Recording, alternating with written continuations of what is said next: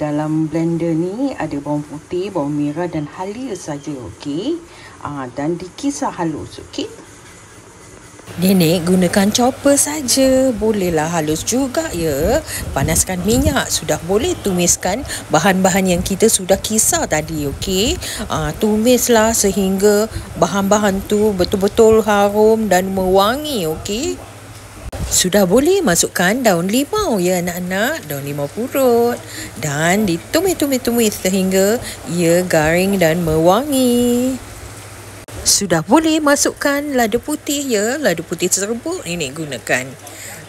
Masukkanlah secukup rasa, lebih kurang dalam 1 sudu ya anak-anak, 1 sudu makan, dan dikacau-kacau sehingga ia rata.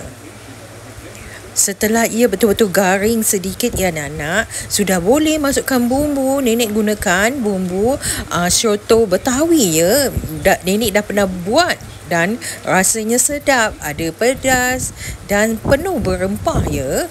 Tumis dan tambahlah air sedikit ya, dan tumis sehingga ia betul-betul wangi dan garing, okey. Oleh kerana nenek masak untuk hari raya 1 periuk besar, nenek tambah itu rempah sup ya, 3 sudu saja. Dan ditumis sehingga ia betul-betul garing dan wangi. Setelah ia betul-betul garing dan wangi, ambillah periuk ya, periuk yang akan kita gunakan. Masukkanlah rempah yang kita sudah tumis tadi ke dalam periuk. Dan jangan lupa campurkan air. Campurkanlah air secukupnya, okey? Nenek menggunakan pentol ya, pentol yang sudah siap, iaitu beef ball, berbola daging ya, yang sudah siap hari raya.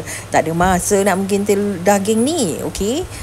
Setelah cuci itu beef tu, masukkanlah dalam periuk dan masaklah sehingga ia betul-betul mendidih.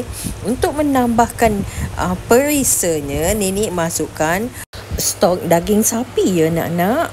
Nenek tambah untuk tambah perisa, dan nenek tambah lagi 1 sudu lada putih ya. Dan masaklah sehingga ia betul-betul mendidih. Okey, sudah siap. Ini rempah ayam goreng kerempah ya. Bahan-bahan dalam blender tu bawang putih, bawang merah, halia, lengkuas yang banyak ya, ketumbar 3 sudu makan, jintan 1 sudu makan, okey. Dan kisarlah, campur juga kunyit hidup ya. Ini adalah botol lengkuas dan halia yang nenek sudah bekukan ya. Semua sudah bersih dan dibotolkan.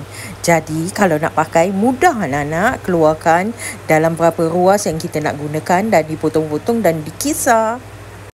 Kalau ada kunyit hidup lagi bagus ya anak-anak gunakan. Tapi kat rumah ni ada kunyit serbuk saja, boleh juga. Alhamdulillah, sedap juga rasanya. Jangan lupa masukkan garam secukup rasa, 2 sudu saja cukup. Ayam ni sudah dicuci bersih ya, dan ditoskan. Sudah boleh tuangkan rempah tadi ke atas ayam ya. Dan nenek terlupa, nenek masukkan tepung bistari ya, yang pedas rasanya tu ke dalam, dan digaul-gaul dan diperap 1 jam. Gorenglah di minyak yang banyak ya anak-anak. Rasanya sedap, berempah garing. Dayo cakap sedap. Nenek buat juga bergedil. Takut panjang sangat video ni, okey? Dan tak sempat nak ambil gambar bahan-bahan masakan yang nenek sudah masak ni. Kerana Dayo sudah attack. Penuh rumah nenek. Habis semua nenek punya soto. Ayam goreng dan bergedil semua habis, tak ada sisa. Alhamdulillah, syukur. Ini Dayo nenek yang pertama datang. Ramai sekali attack, penuh rumah. Syukur, Alhamdulillah. Dia orang suka apa yang nenek masak.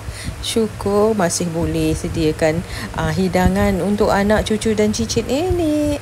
Alhamdulillah. Terima kasih ya kepada yang datang ke rumah nenek, yang sudi datang kemari. Selamat Hari Raya. Jemputlah datang ke rumah nenek.